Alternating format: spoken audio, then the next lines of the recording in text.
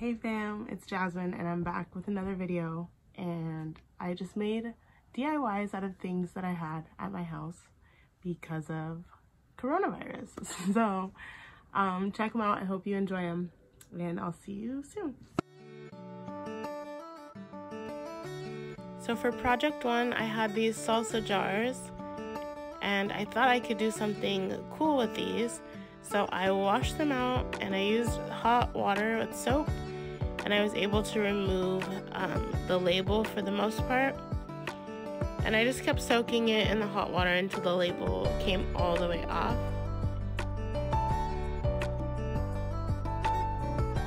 And then to get the remainder of the residue off, I just used my scrubber.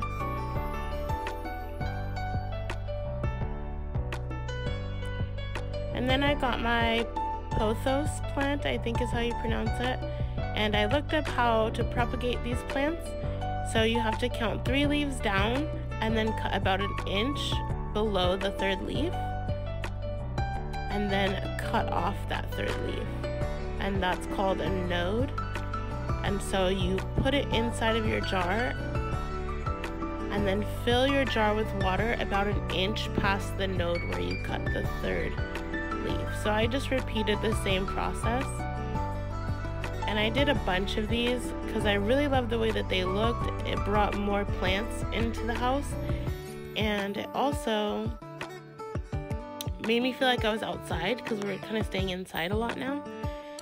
So that was also a positive.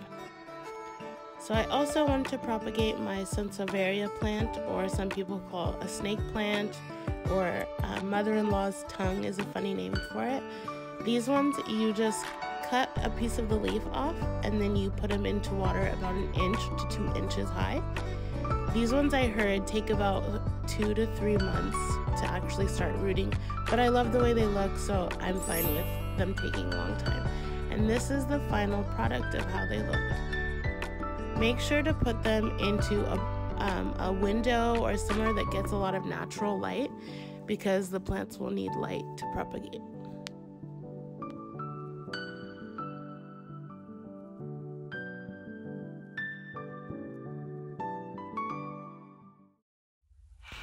Project number 2 was these clay pots and ceramic pots that I had that I just wanted to jazz up a little bit.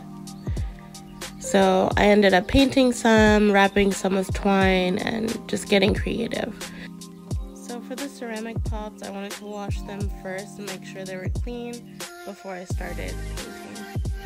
And for this black one, I actually liked that it was black, but I just wanted to add a little bit of a design on it and just kind of make it more visually interesting than just a plain black pot. So I just came up with this simple design that was just 3 lines kind of staggered next to each other, and I liked the freehand look, so I just went with it. For this black pot, I actually didn't like that it was shiny, so I just went over it with this rust kind of brownish color, which is actually my favorite color right now, so I just left it alone after that. And this plant actually came in this pot, so it's just from Home Depot, and I don't really like the way it looks and I don't want to buy a new one, so I just figured I would use some twine to make it look kind of like a basket. And I just hot glued the twine all the way around the top edge to make sure it was secure, and then going down I only glued every 2 inches or so.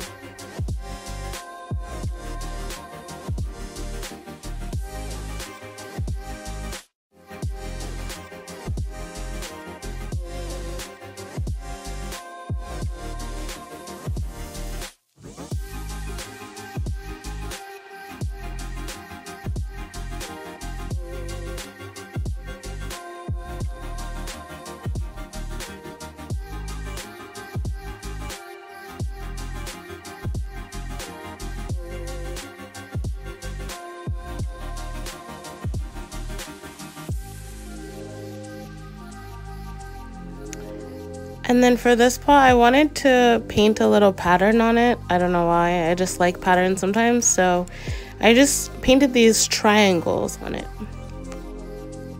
And for this pot, I kept it within the same color palette with the rust, reddish brownish color. But then I also painted a pattern on this one, which I didn't get any footage of, but you'll see the finished product right now.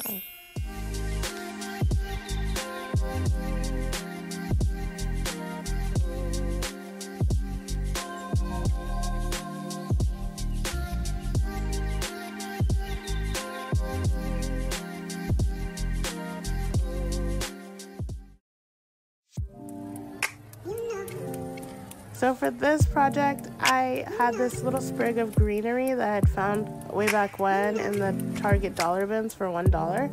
And I just like took it apart and made it into pieces that I could use to make cute little magnets, which I had these like random magnets because I'm super cheap and I didn't want to buy already made magnets because they can be expensive. So I had bought like the little craft magnets from Walmart like way back when, and I've been using them on my fridge, just like ugly little magnets. But I thought this is the perfect time to turn them into something cute. So I just glued a piece of greenery onto each magnet and it was done, and it was so easy, and they're super duper cute. I love the way they came out.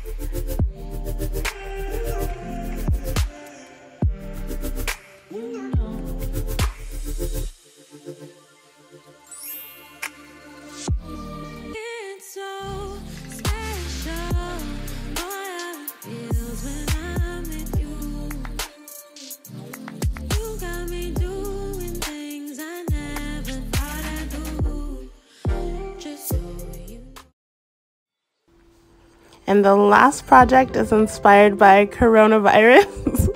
So I just had these kombucha bottles, which my family drinks all the time, so we have a ton of them.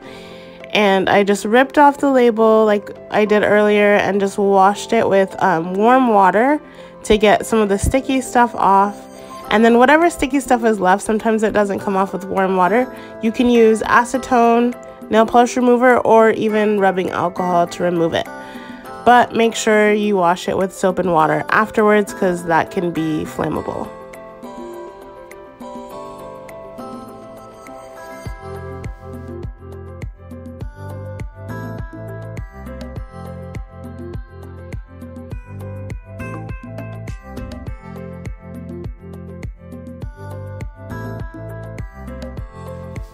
So there's not much to this one. I just grabbed a lid from an old soap dispenser bottle and I just filled the bottle with soap and put the lid on, and that was it.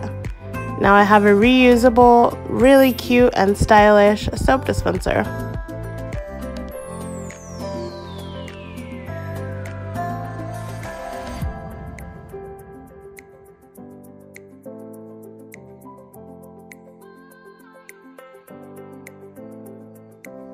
So another way that you can reuse these, because I love these bottles so much, is you can make a natural disinfectant spray.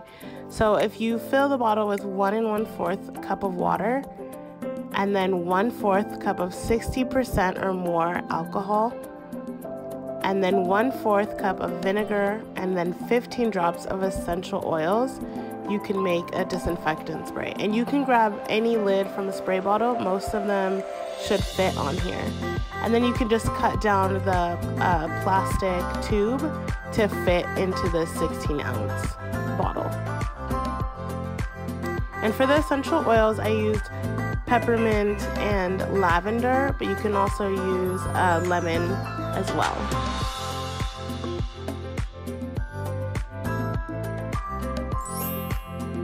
And there you have it.